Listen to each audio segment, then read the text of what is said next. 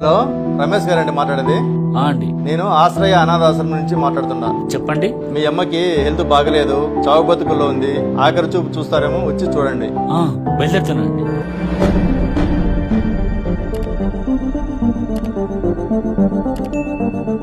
అమ్మా, వచ్చావా నాన్న? నిన్ను చూడ్డానికి నా ప్రాణం ఇంకా బతికే ఉంది. నీకేం కాదులే, నేను డాక్టర్ దగ్గర తీసుకెళ్తా, బాగవుతుంది. నాకేం డాక్టర్ దగ్గర చూపించొద్దురా. నాకు కోరిక ఉంది, తీరుస్తావా? ఏంటో చెప్పమ్మా. ఈ ఆశ్రమంలో ఫ్యాన్లు తక్కువగా ఉన్నాయిరా, అవి కొనివ్వాలి. అలాగే ఆహారం పాడవకుండా ఫ్రిడ్జ్ ఒకటి కొనివ్వాలి.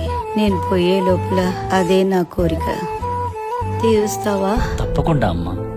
అమ్మా, నేను ఎన్నిసార్లు వచ్చేళ్ళాను, ఒక్కసారి కూడా ఫ్యాను కావాలి, ఫ్రిడ్జ్ కావాలని చెప్పలేదు కదమ్మా. చెప్పింటే అప్పుడే పెట్టించిండేవాడిని. ఆకలి, బాధ, వేడి నాకు అవి అవసరం అనిపించలేదు. కానీ రేపు నీ పిల్లలు నిన్ను ఇక్కడ చేర్పిస్తే నువ్వు తట్టుకోలేవు నాన్న. అదే నా బాధ.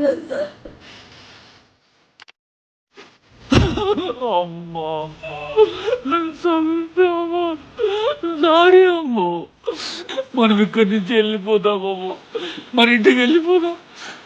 ఇప్పుడు పోయి ఆశ్రమాన్ని మాట్లాడొస్తా.